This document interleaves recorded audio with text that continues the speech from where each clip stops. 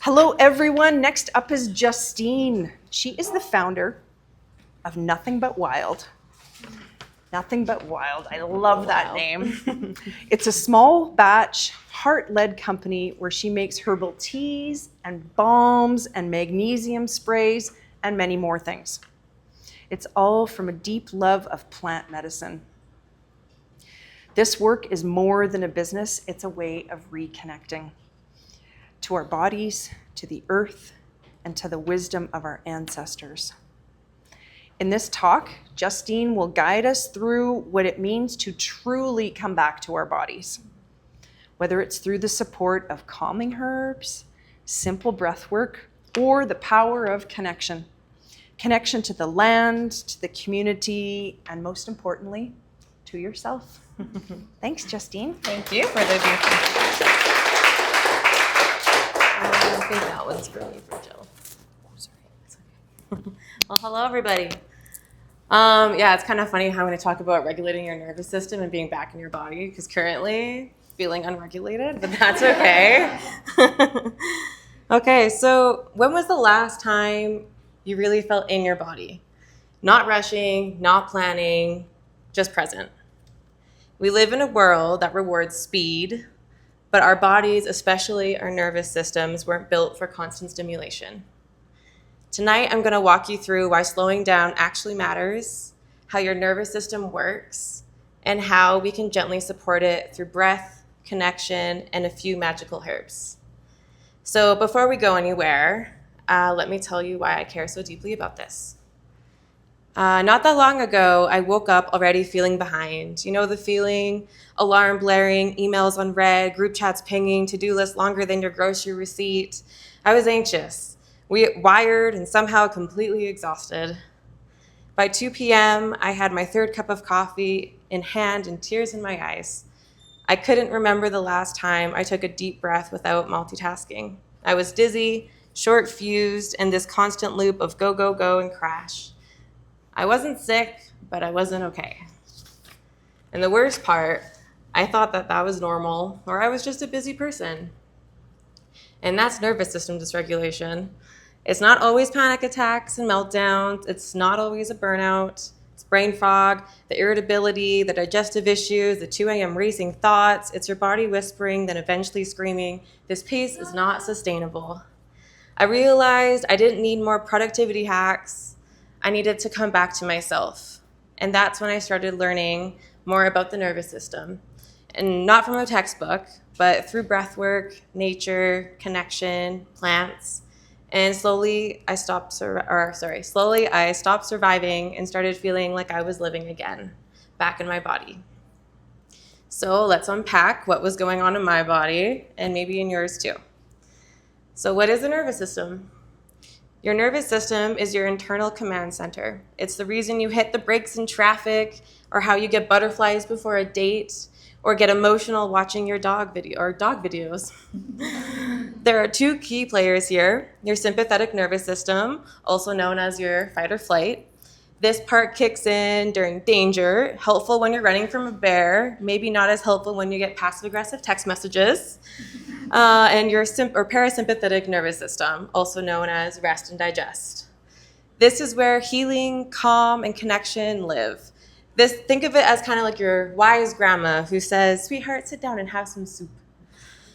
And our bodies were designed to bounce between these 2 states, but modern life, it has us stuck in fight or flight permanently. And imagine your internal smoke alarm going off every day when you make toast. That is chronic stress. And dysregulation can show up in lots of ways. You know, you can't relax. Even when you have time, you sit down to rest, but your brain starts sprinting. What's for dinner? Did I send that text? Why is that person liking my story and not getting back to me? You wake up tired and somehow still anxious. You've just slept 7 to 8 hours, but your body feels like it's already ran a marathon and your brain is just replaying all the awkward conversations. You procrastinate, but you also can't rest. You're lying on the couch with 47 things to do, but your brain is frozen. So instead, you scroll on Instagram for an hour and call it research. You feel disconnected from your body. You suddenly realize you've been clenching your jaw and holding your breath for hours and didn't even notice, which I am totally doing right now.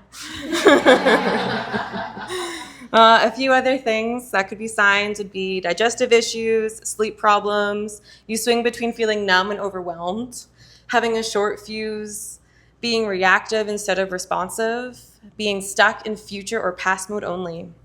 And we have normalized this, thinking that chronic stress and burnout is just a personality trait.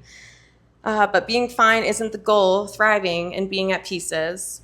So how do we come back? Good news, regulation is possible. It doesn't require week-long retreats or changing your whole lifestyle. It's about creating small moments of safety in your day. And here are some tangible places to start. Breath. It sounds simple, but it does work. Deep breathing tells your body you're safe now and brings you back to the present.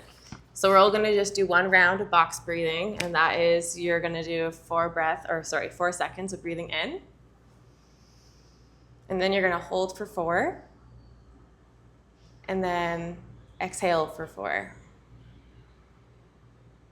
And that is an easy way if you're just having a hard moment, you're at work, you're in the car, someone cut you off, whatever it is, just do that and do it a couple times and it does help. Another would be move. And this isn't just about workouts, it's also about just movement, stretching, shake, dance like no one's watching. And connection. Talk to someone who makes you feel safe, heard, and seen. Be around animals, connect with Mother Earth. When you slow down and connect with the earth, you naturally start to reconnect with yourself. And the plants are right there in the middle, helping you remember how to feel grounded, calm, and supported. And get outside. I'm sure you're going to hear lots of this.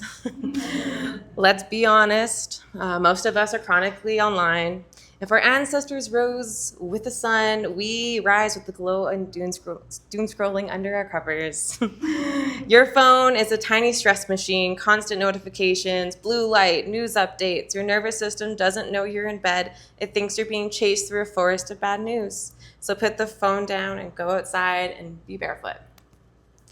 If the first thing you do when you wake up is go on Instagram or TikTok or anything, you have an addiction maybe with your tiny little stress machine, and it is time to start creating boundaries. Starting to create morning rituals that set you up, even if it's just taking 10 minutes in your morning to sit outside, write down your dreams, connect with yourself. And also support with herbs. So a couple of my favorites that I like to incorporate in some of my tea blends is lemon balm. It's calming and it's also good for overthinking. And holy basil tulsi, it balances stress and is gently energizing. Milky oats, it's deeply nourishing, especially when you're feeling burnout. And passion flower is great for racing thoughts. And ashwagandha will build resilience over time.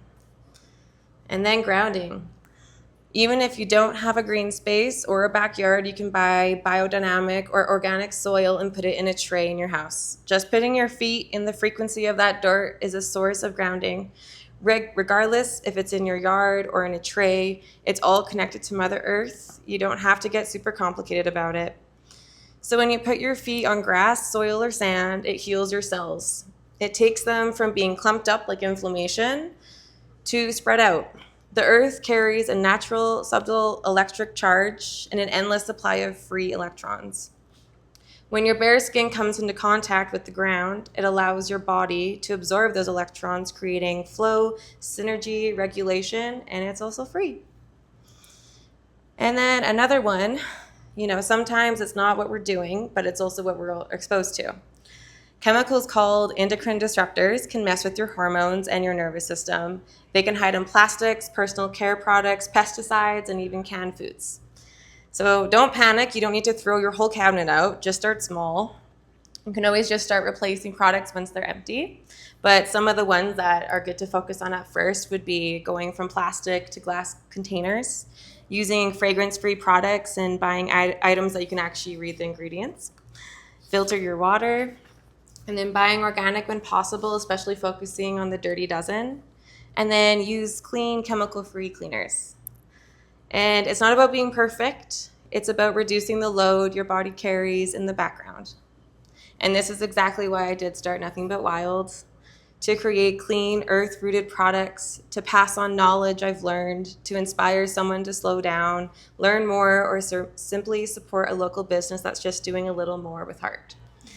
So here's the invitation, because this isn't about doing more or fixing yourself or becoming some serene version of a human who never gets overwhelmed.